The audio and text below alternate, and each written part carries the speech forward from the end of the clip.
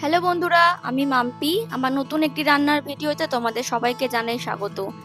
আজ একটা নতুন রান্নার রেসিপি নিয়ে তোমাদের সামনে এসে হাজির হলাম। আজ করে দেখাবো ঝিঙে দিয়ে মুসুর ডাল। একদমই অল্প উপকরণ দিয়ে কিন্তু এই ডাল বানিয়ে নেওয়া যায়, আর এই ডাল খেতে কিন্তু দুর্দান্ত হয়। ঝিঙে কিন্তু স্বাস্থ্যের জন্য এমনিতেই ভালো, এটা পেট ঠান্ডা করে। আর ঝিঙে দিয়ে যদি এরকম দুর্দান্ত স্বাদের একটা ডাল করে নেওয়া যায় তাহলে তো আর কোনো কথাই নেই। তাহলে চলো বন্ধুরা, আর বেশি কথা না বাড়িয়ে আজকে রান্নাটা শুরু করে ফেলি। আজকে রান্নার জন্য যে উপকরণগুলো লাগছে চলো সেগুলো আগে তোমাদের দেখিয়ে দিই। দেখো, এখানে আমি মুসুর ডাল নিয়ে নিয়েছি। এখানে আমি ঝিঙেগুলোকে কেটে রেখেছি। ঝিঙেগুলোকে এরকম লম্বা লম্বা করে কেটে ধুয়ে রেখেছি। এদিকে আছে নুন, হলুদ গুঁড়ো, চিনি, গোটা জিরে, আর আছে দুটো শুকনো লঙ্কা আর দুটো কাঁচা লঙ্কা। আর আজকে রান্নাটা করতে আমাদের সর্ষের তেল লাগবে। তাহলে এই হচ্ছে আজকে রান্নার উপকরণ। রান্না শুরু করার আগে প্রথমে আমাদের যেটা করে নিতে হবে সেটা হচ্ছে ডালটাকে এখানে ধুয়ে নিতে হবে। তার জন্য ডালটাকে একটা বড় বাটির মধ্যে ঢেলে নিলাম, আর তার মধ্যে দিয়ে দিলাম বেশ খানিকটা জল। তারপর হাত দিয়ে ভালো করে একটু রগড়ে রগড়ে ডালগুলোকে ধুয়ে নিতে হবে, ততক্ষণ না ডালের জলটা পুরোপুরি পরিষ্কার হচ্ছে। এইভাবে বার 2-3 ধুলে কিন্তু ডালটা পুরোপুরি পরিষ্কার হয়ে যাবে। ডালটা ভালো করে ধোয়া হয়ে গেলে এবার গ্যাসের মধ্যে একটা কড়াই বসিয়ে দেবো। তারপর এর মধ্যে দিয়ে দেবো পরিষ্কার জল ডালটাকে সেদ্ধ করে নেওয়ার জন্য। জল দেওয়া হয়ে গেলে এবার জলটার মধ্যে দিয়ে দেবো ধুয়ে রাখা ডালগুলো। সমস্ত ডালটা জলের মধ্যে দেওয়া হয়ে গেলে এবার এখানে দিয়ে দেবো স্বাদ মতো নুন আর সামান্য একটুখানি হলুদ গুঁড়ো। তারপর ডালের সাথে ভালো করে মিশিয়ে নিয়ে এবার ডালটাকে সেদ্ধ করতে বসিয়ে দেব। ফিরে এলাম 5 থেকে 7 মিনিট পর। দেখো, ডালের ওপরে কড়ার চারধারে যে ফেনা মতো জিনিসটা বেরিয়েছে, এটা কিন্তু যতটা পারবে হাতা দিয়ে ফেলে দেবে। এগুলো কিন্তু স্বাস্থ্যের পক্ষে ভালো নয়। ফিরে এলাম আরো 5 মিনিট পর, তবে ডালটা কিন্তু এখনো পুরোপুরি সেদ্ধ হয়নি। ডালটা টিপলে যখন এরকম ভাবে একটু নরম হয়ে যাবে বলে মনে হবে, তখন এখানে এবার দিয়ে দিতে হবে আমাদের কেটে রাখা ঝিঙেগুলো।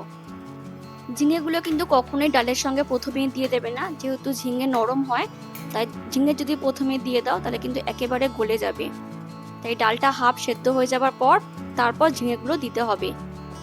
তারপর ঝিঙেগুলো ভালো করে ডালের সাথে মিশিয়ে নিয়ে এবার একসঙ্গে ডাল আর ঝিঙে আবার সেদ্ধ করে নেব। ফিরে এলাম আরো কয়েক মিনিট পর। এবার দেখো, তোমরা দেখে নিজেরাই বুঝতে পারছো যে ডাল আর ঝিঙে কিন্তু ভালোভাবে সেদ্ধ হয়ে গেছে, কিন্তু জলটা কিন্তু অনেকটাই কমে গেছে। তাই এবার তোমরা এখানে তোমাদের প্রয়োজন অনুযায়ী জলটা অ্যাড করে দিতে পারো। আমি এখানে গরম জল ব্যবহার করেছি। তবে মুসুর ডাল কিন্তু একটু পাতলা খেতেই ভালো লাগে, ঠিক যেমন মুগ ডাল ঘন খেতে ভালো লাগে। জল দেওয়ার পর সমস্তটা ভালো করে একটু মিশিয়ে নিয়ে এবার এটা অন্য একটা পাত্রে ঢেলে রাখবো। ডালটা ঢেলে নেওয়ার পর দেখো, কড়ার মধ্যে বেশ অনেকটা ডাল লেগে রয়েছে। আমি এর মধ্যে আরো খানিকটা জল দিয়ে ডালগুলোকে একটু ভালো করে ধুয়ে নিয়ে এই জলটা কিন্তু আমি আবার ডালের বাটিতে ঢেলে দেব। তারপর আবার কড়াইটা গ্যাসের মধ্যে বসিয়ে দেবো। এবার আমরা এখানে ডালটাকে ফোড়ন দিয়ে নেব। তার জন্য কড়াইটাকে ভালো করে গরম করে নিয়ে এখানে দিয়ে দেবো সামান্য একটু সর্ষের তেল। তারপর তেলটা ভালো করে গরম হয়ে গেলে খুন্তি দিয়ে কড়ার চারপাশটা একটু স্প্রেড করে দেব।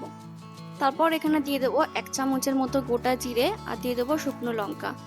তারপর কয়েক সেকেন্ড একটু নেড়ে চেড়ে ফোড়নটাকে ভালো করে ভেজে নেব। যে কোনো ডালের স্বাদ কিন্তু ফোড়নের মধ্যেই থাকে, তাই ফোড়নটা যত বেশি করে তোমরা ভেজে নিতে পারবে তত ডালের মধ্যে স্বাদ আসবে। ফোড়নটা ভালো করে ভাজা হয়ে গেলে এবার এখানে দিয়ে দেবো আগে থেকে সেদ্ধ করে রাখা ডালটা। তারপর ফোড়নের সাথে ভালো করে ডালটাকে একটু মিশিয়ে নিতে হবে। ডালটা ভালো করে মেশানো হয়ে গেলে এবার এখানে চেক করে নিতে হবে নুনটা।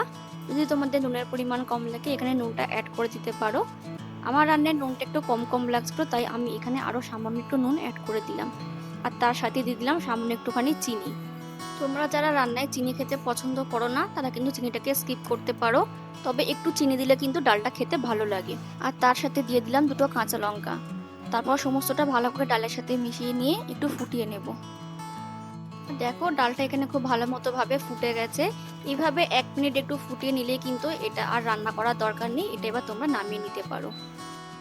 তাহলে বন্ধুরা, আমার আজকের রান্নার রেসিপি ঝিঙে দিয়ে মুসুর ডাল কিন্তু একেবারে পরিবেশনের জন্য তৈরি হয়ে গেছে। গরম গরম ভাত আর এইরকম ঝিঙে দিয়ে পাতলা মুসুর ডাল আর সাথে যদি থাকে আলু পোস্ত, তাহলে তো আর কোনো কথাই নেই। আর এই আলু পোস্ত রেসিপির লিঙ্ক আমি ভিডিও শেষে দিয়ে দিলাম, তোমাদের কাছে দেখার অনুরোধ রাখলাম। তাহলে বন্ধুরা, আমার আজকের রান্না ঝিঙে দিয়ে মুসুর ডাল তোমাদের কেমন লাগলো প্লিজ কমেন্ট করে জানিও। ভালো লাগলে একটা লাইক করে দিও, আর আমার চ্যানেলটাকে সাবস্ক্রাইব করে দিও। দেখা হবে পরের অন্য কোনো একটা রান্নার ভিডিওতে। ততক্ষণের জন্য ভালো থেকো, সুস্থ থেকো, অবশ্যই সাবধানে থেকো। টাটা।